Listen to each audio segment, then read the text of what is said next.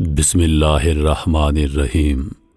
تمام ناظرین کو روحیل وائس چینل میں دل کی گہرائیوں سے خوش آمدید اور محبتوں بھرا السلام علیکم۔ میں امید کرتا ہوں کہ آپ سب دوست خیریت سے ہوں گے۔ اللہ پاک سے دعا ہے کہ اللہ پاک آپ کی تمام جائز خواہشات کو پورا فرمائے اور آپ کو ہر مصیبت سے اپنی پناہ میں رکھے، آمین۔ معزز ناظرین، حضرت منصور بن عمار رحمۃ اللہ علیہ بصرہ کے ایک بہت بڑے بزرگ گزرے ہیں۔ ایک روز آپ بصرہ کی گلیوں میں سے گزر رہے تھے۔ انہوں نے ایک جگہ ایک بلند و بالا محل نما عمارت دیکھی جس کی دیواریں نقش و نگار سے مزین تھیں اور اس کے اندر خدام و چشم کا ایک ہجوم تھا جو ادھر ادھر بھاگ دوڑ کر مختلف کاموں کو سر انجام دینے میں مصروف تھے۔ اس میں بے شمار خیمے لگے ہوئے تھے اور اس محل کے دروازے پر بالکل اسی ترتیب کے ساتھ دربان بیٹھے تھے جس طرح بادشاہ کے محل کے باہر بیٹھے ہوتے ہیں۔ اس محل نما عمارت خانے کے دیوان خانے میں سونے چاندی کا جڑاؤ تخت رکھا ہوا تھا۔ منصور رحمۃ اللہ علیہ نے ایک انتہائی خوبصورت نوجوان کو اس پر بیٹھے ہوئے دیکھا۔ اس کے ارد گرد نوکر اور خادم ہاتھ باندھے قطار میں کھڑے کسی اشارے کے منتظر تھے۔ منصور رحمۃ اللہ علیہ کہتے ہیں کہ میں نے اس محل نما خوبصورت عمارت میں داخل ہونا چاہا تو دربانوں نے مجھے ڈانٹ دیا اور اندر داخل ہونے سے منع کر دیا۔ میں نے سوچا کہ اس وقت یہ نوجوان دنیا کا بادشاہ بنا بیٹھا ہے لیکن اسے بھی موت آنی ہے۔ جب موت آئے گی تو اس کی بناوٹی بادشاہی کا خاتمہ ہو جائے گا۔ جو کچھ اس کے پاس کل تک تھا وہ اگلے دن نہیں رہے گا، لہذا مجھے ڈرنا چاہیے اور اس کے پاس جا کر حق کی تبلیغ کرنی چاہیے۔ شاید اللہ تعالیٰ اس پر اپنی رحمت کے دروازے کھول دے۔ میں موقع کی تلاش میں رہا۔ جو ہی دربان ذرا مشغول ہوئے میں آنکھ بچا کر اندر داخل ہو گیا۔ میں نے دیکھا کہ اس نوجوان نے کسی عورت کو پکارا، اے نسواں۔ اس کے بلانے پر ایک کنیز حاضر ہو گئی۔ مجھے یوں لگا جیسے اچانک چاند چڑھ آیا ہو۔ اس کے ساتھ اور بھی بہت سی کنیزیں حاضر ہو گئیں۔ ان کے ہاتھوں میں خوشبودار مشروب سے بھرے ہوئے برتن تھے۔ اس مشروب کے ساتھ اس کے ہم نشینوں کی خدمت کی گئی۔ مشروب سے لطف اندوز ہونے کے بعد اس کے تمام احباب یکے بعد دیگرے اس کو سلام کر کے رخصت ہونے لگے۔ جب وہ دروازے تک پہنچے تو انہوں نے مجھے دیکھ لیا اور مجھے ڈانٹنا شروع کر دیا۔ میں نے ان سے خوفزدہ ہونے کے بجائے پوچھا، یہ نوجوان کون ہے؟ انہوں نے بتایا یہ بادشاہ کا بیٹا ہے۔ میں نے یہ سن کر اس کی طرف دوڑ لگا دی اور اس کے سامنے جا کر رک گیا۔ جب بادشاہ کے بیٹے نے اچانک مجھ جیسے فقیر کو بالکل اپنے سامنے کھڑا پایا تو سخت غصے میں آ گیا اور کہنے لگا، ارے پاگل، تو کون ہے؟ تجھے کس نے اندر داخل ہونے دیا اور تو میری اجازت کے بنا یہاں کیسے آ گیا؟ میں نے کہا، شہزادہ سلامت، ذرا رکیے، میری لا علمی کو اپنے علم سے اور میری خطا کو اپنے کرم سے درگزر کیجیے۔ میں ایک طبیب ہوں۔ میرے اتنا کہنے سے اس کا غصہ ٹھنڈا پڑ گیا اور کہنے لگا، ٹھیک ہے، ذرا ہمیں بھی بتائیے آپ کیسے طبیب ہیں؟ میں نے کہا، میں گناہوں کے درد اور نافرمانیوں کے زخموں کا علاج کرتا ہوں۔ اس نے کہا، اپنا علاج بیان کرو۔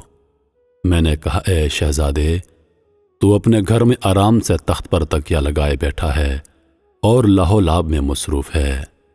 تیرے کارندے باہر لوگوں پر ظلم و ستم کے پہاڑ توڑ رہے ہیں۔ کیا تجھے اللہ سے خوف نہیں آتا؟ اس کے دردناک عذاب کا تجھے کوئی ڈر نہیں؟ تجھے اس دن کا کوئی لحاظ نہیں جس دن سب بادشاہوں اور حکمرانوں کو ان کی بادشاہیوں اور حکمرانیوں سے معزول کر دیا جائے گا اور تمام سرکش ظالموں کے ہاتھ باندھ دیے جائیں گے؟ یاد کر اس اندھیری رات کو جو قیامت والے دن کے بعد آنے والی ہے، اور جہنم کی وہ آگ جو غصے کی وجہ سے پھٹنے کے قریب ہے اور غیظ و غضب سے چنگاڑ رہی ہے۔ سب لوگ اس کے خوف سے حواس باختہ ہو جاتے ہیں۔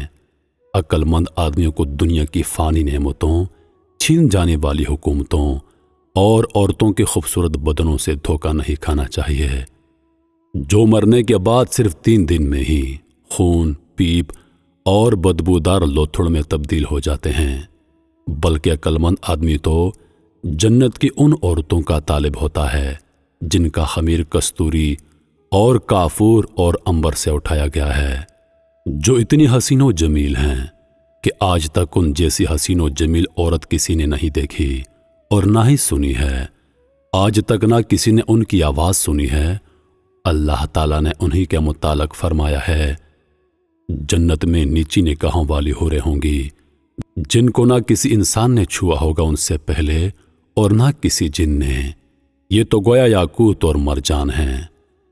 لہذا دانا وہی ہے جو ان جیسی نعمتوں کی خواہش رکھے اور اس جیسے عذاب سے بچے۔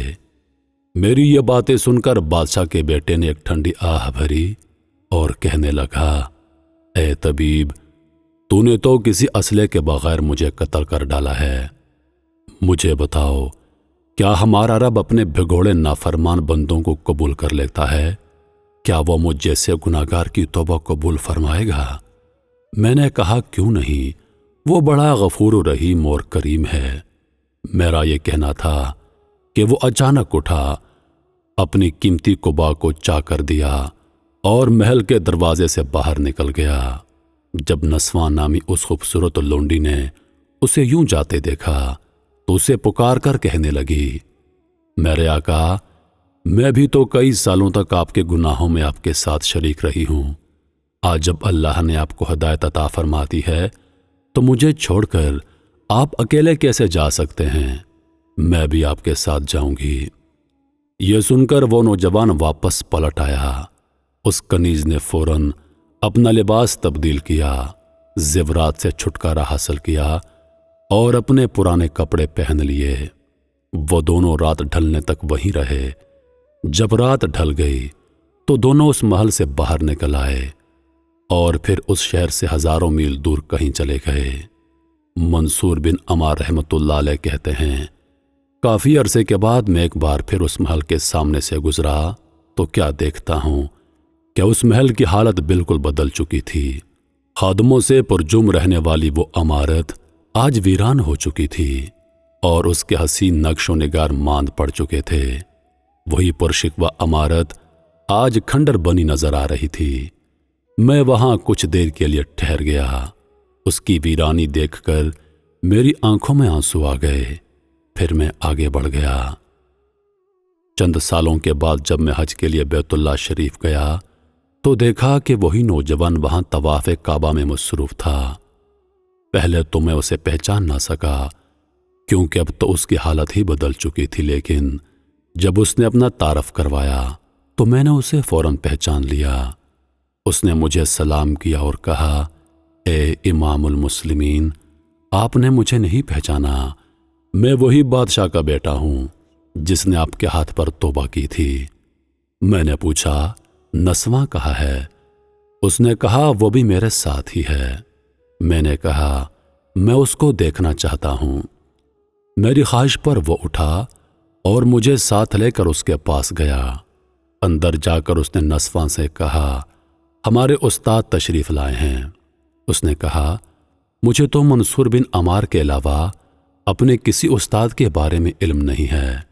اس نے کہا، وہی تو تشریف لائے ہیں۔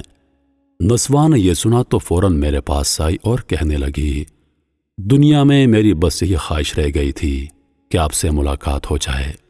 پھر کہنے لگی، میرے قابل محترم استاد، کیا اللہ تعالیٰ مجھ جیسی گناہگار کو بھی قبول فرمائے گا اور جنت میں مجھے داخل فرما کر اپنا دیدار عطا کر دے گا؟ میں نے کہا، ضرور۔ یہ سن کر اس نے زور سے چیخ ماری اور زمین پر گر گئی۔ ہمارے دیکھتے ہی دیکھتے اس کی روح پرواز کر گئی۔ شہزادہ اس کی وفات سے غمزدہ ہو گیا اور رو کر کہنے لگا، دیار غیر میں میری تنہائیوں کو دور کرنے کا یہی تو ایک سہارا تھا۔ آج مجھے اپنے والدین، اپنی سلطنت اور اپنے لوگوں کی کمی محسوس ہوئی ہے۔ آج میرا معاون و مددگار اور میرا سہارا ختم ہو گیا ہے۔ پھر نسواں کو دفن کر دیا گیا۔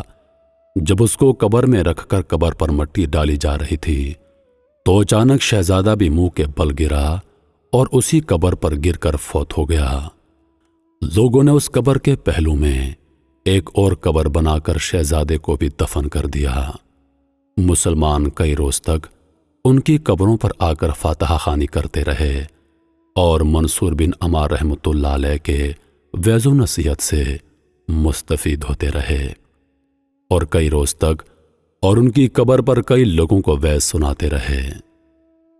محترم عزیز دوستو، کہانی سے جو سبق حاصل ہوتا ہے وہ یہ ہے کہ اللہ پاک ہماری توبہ کے منتظر ہیں۔ وہ بڑی شدت سے ہماری توبہ کا انتظار کر رہے ہیں کہ کب میرا بندہ پلٹے، کب توبہ کرے اور کب میں اس کے سارے گناہ معاف کر دوں، کیونکہ جو ذات 70 ماؤں سے زیادہ محبت کرتی ہے وہ کیسے یہ برداشت کر سکتی ہے کہ اس کا بندہ گناہوں میں بھٹکا رہے اور اس کو سزا ہو جائے۔ عزیز دوستو، آئیے ہم سب آج توبہ کریں۔ آئیے آج ہم سب اللہ پاک سے گڑ گڑا کر اپنے گناہوں کی معافی مانگیں۔ یقیناً اللہ پاک ہماری توبہ کا منتظر ہے۔ وہ بڑی شدت سے ہماری توبہ کا انتظار کر رہا ہے۔